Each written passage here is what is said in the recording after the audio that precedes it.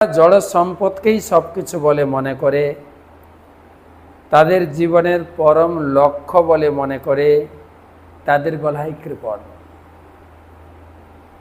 আত্মার পরম প্রয়োজন যে কি তারা জানে না। সেই প্রকার মূর্খদের যা বাঞ্ছিত তা যদি কেউ দান করে, তাহলে সেও তাদেরই মতো মূর্খ। ভগবান কিরকম বলছেন দেখেন, তোমরা দেবতারা এক প্রকার মূর্খই। কেন মূর্খ জানো তো?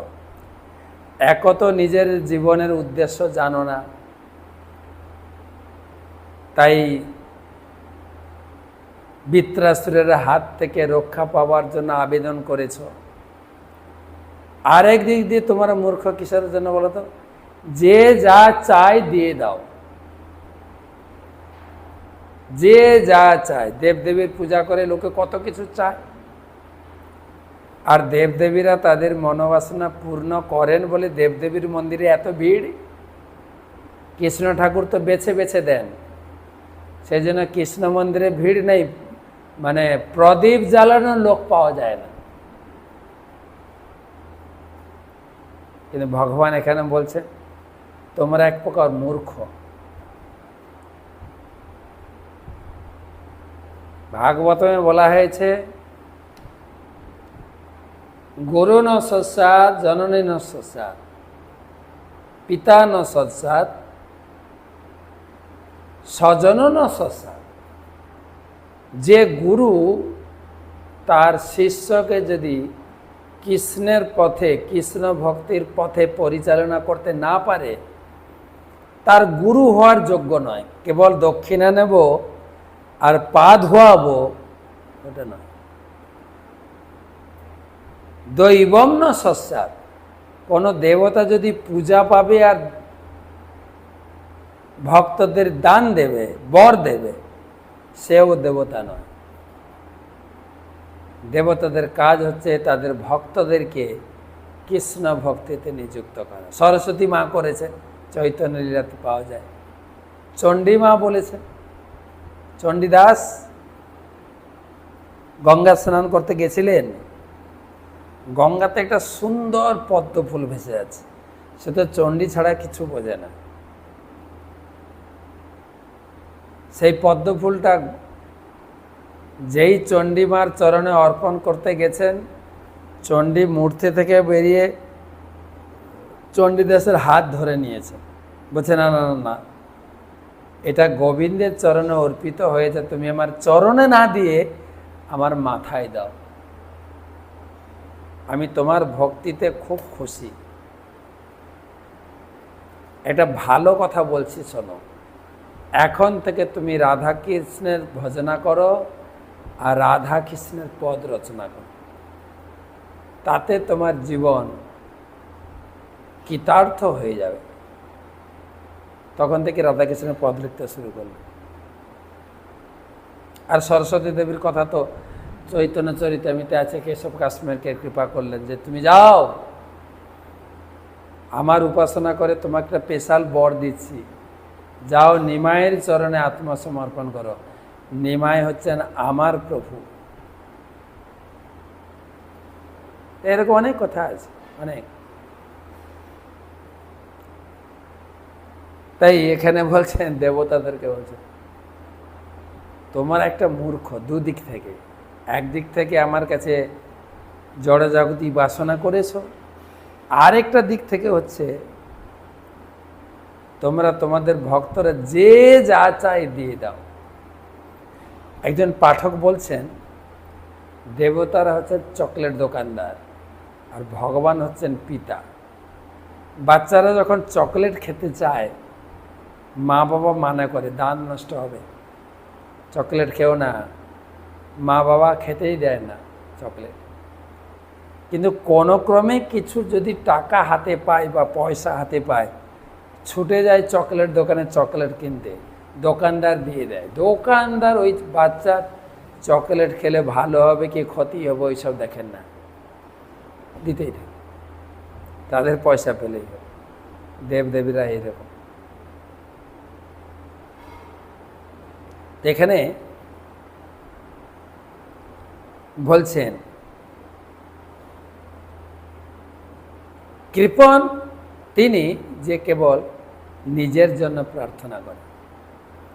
ভগবদ গীতাতেও দেখবেন অর্জুন নিজের নিয়ে খুব চিন্তা করছেন, যুদ্ধ করলে আমার আত্মীয় স্বজন মারা যাবে, আমার মামা মারা যাবে, শালক মারা যাবে, কাকু জেঠু মামা সব মারা যাবে, আত্মীয় স্বজন বন্ধু বান্ধব মারা যাবে। ভগবান যখন একটার পর একটার যুক্তি দিয়ে বুঝালেন, তখন অর্জুন বুঝতে পারলেন এটা তো আমার কৃপণতা বুদ্ধি, কেবল আমি আর আমার নিয়ে চিন্তা করছি।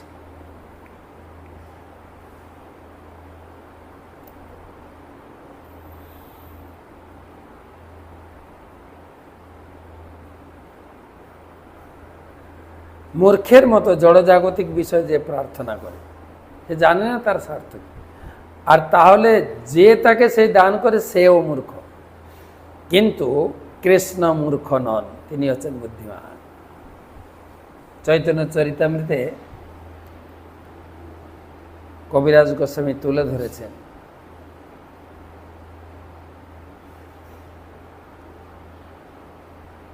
ভক্তি মুক্তি সিদ্ধিকামী সুবুদ্ধি যদি হয়, গাঢ় ভক্তি যোগে তবে কৃষ্ণের ভজন।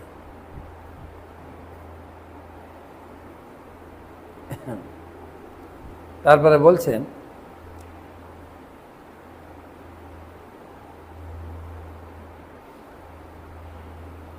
অকাম সর্বকাম বা মোক্ষ কাম উদারদি তীব্রেন ভক্তি যোগেন যজেত পুরুষ পমা।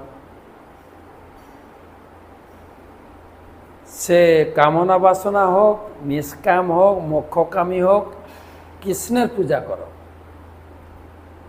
যদি চাওয়া পাও কিছু লাগে, কৃষ্ণকে চাইবে, অন্য কারো কাছে যেও না। না কৃষ্ণের কাছে এলে লাভ কি হবে? পেতে একটু দেরি হবে, কিন্তু অন্য কামি করে যদি কৃষ্ণের ভজন, না মাগিতে হো কৃষ্ণ তারে দেন সচরণ। কৃষ্ণ অন্নকামী ভক্তদেরকে কৃষ্ণের চরণ দান।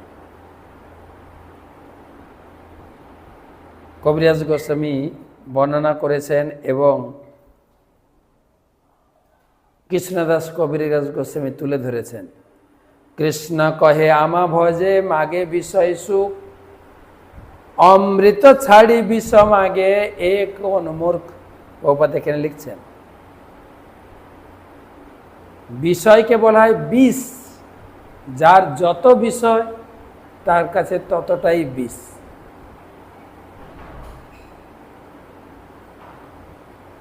সংসার বিষানলে দিবানিশি হিয়া জলে। নরোত্তম দাস ঠাকুর লিখছেন সংসারের বিষের জ্বালায় হৃদয় সবসময় জ্বলছে, এখন আর হৃদয় জ্বলে না, হৃদয় ব্লক হয়ে যাচ্ছে, ব্লক। সংসার বিছানায় তরিবারে না দেখি উপায়, এই সংসার থেকে বেরোনোর কোনো উপায় নেই। আমরা 15 অধ্যায় পুরুষোত্তম যোগ ডেলি পড়ছি, সেখানে আলোচনা করছি এ সংসারের আসল বৈচিত্র্য কেউ উপলব্ধি করতে পারে না। সবাই বলে সংসারটা কষ্টের, কিন্তু ভালোই তো সংসার করে দেখি। একটা স্ত্রী যদি পালিয়ে যায় আরেকটা বিয়ে করে। ভগবান সংসারটাকে 3টা দড়ি দিয়ে বেঁধেছে। দৈবী হে এসা গুণময়ী মম মায়া দূরত্বা। আমি 3টা দড়ি দিয়ে বেঁধেছি, এখান থেকে মুক্ত হওয়া খুব কঠিন। কিন্তু যারা বিয়ে করেছেন স্ত্রী আবার 7 পাকে বেঁধেছে, বেরোবেন কি করে?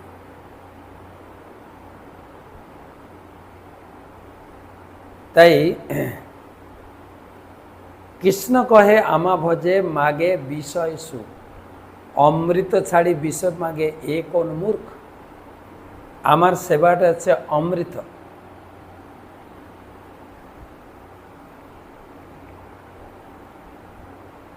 তো এ একটা বড় মূর্খ, আর কিছুই না।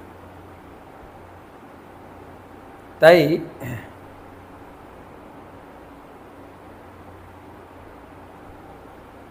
কৃষ্ণ বলছেন, আমি বিজ্ঞ সেই মূর্খে বিষয় কেনে দেব, সচরণামৃত দিয়া বিষয় ভুলে। তাই আমি তাকে বিষয় দেব না, কেননা আমি তো বিজ্ঞ, ও মূর্খ হতে পারে। আমি তাকে আমার সেবা সুখ, সেবা আনন্দ দিয়ে তার মাথা থেকে বিষয়টাকে সরিয়ে দেব।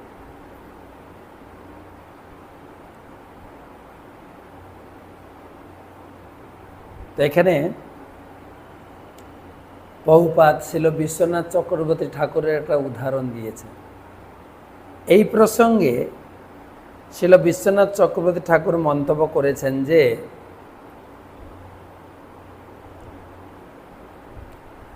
মূর্খ শিশু যদি মায়ের কাছে বিষ চায়, তাহলে বুদ্ধিমতী মাতা নিশ্চয়ই তাকে তা দেবেন না। বিষয় ব্যক্তিরা জানে না বিষয় হচ্ছে বিষের মতো, যা তাকে জন্ম মৃত্যুর চক্রে আবর্তিত করে। বুদ্ধিমান ব্যক্তি সর্বদাই জড়জগতের বন্ধন থেকে মুক্ত হতে চান, সেটি হচ্ছে মানুষের প্রকৃত স্বার্থ।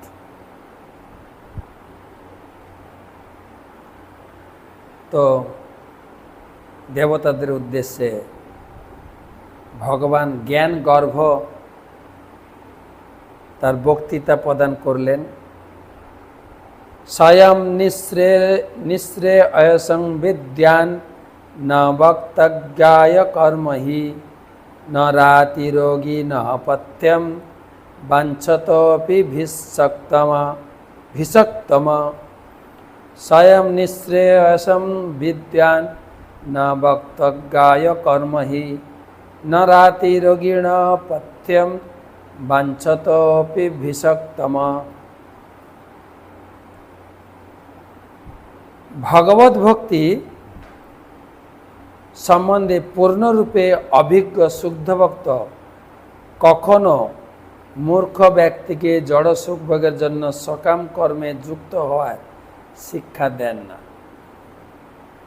বারবার বলছে, আপনারা চিন্তা করেন, ভক্তদের আপনার যে পুজো, যারা পুজো করছে আপনাদের, উল্টোপাল্টা জিনিস দেন না, যে যা চাইছে দেন না, বিপদে পড়তে হবে আমাদের। হয়েছে তো শিব ঠাকুর তিনি ভোলেনাথ, অল্পে সন্তুষ্ট। বৃকাসুর মাথা কেটে কেটে আহুতি দিয়ে উপাসনা করছে। শিব ঠাকুর এসে সামলেন, বৎস তিষ্ঠ, তোমার কি বর লাগবে বলো। আর বর দিতে এসেছিলেন শিব পার্বতী, একসঙ্গে এসেছে।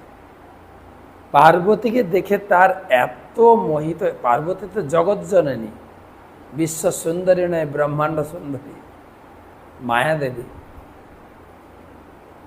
তার রূপ দেখে মোহিত হয়ে গেছে।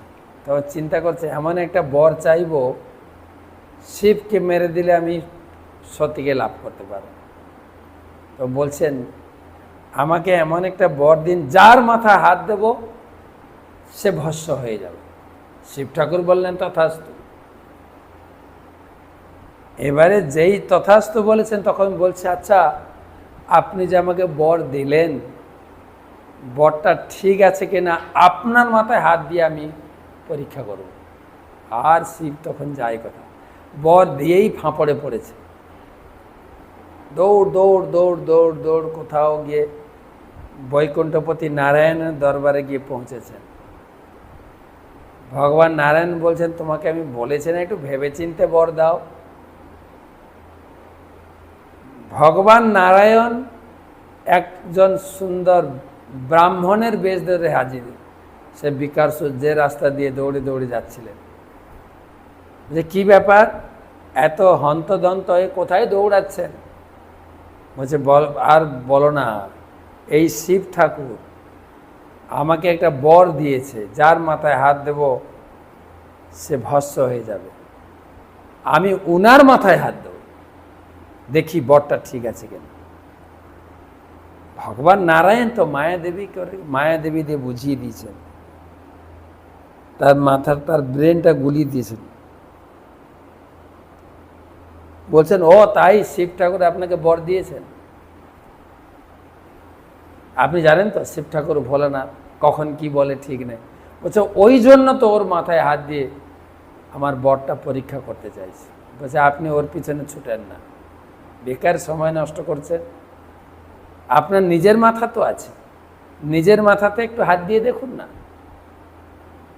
বলছে সত্যি তো তাই, আমি এতক্ষণ কেন দৌড়াচ্ছি, যে নিজের মাথায় হাত দিয়েছেন ভাষা।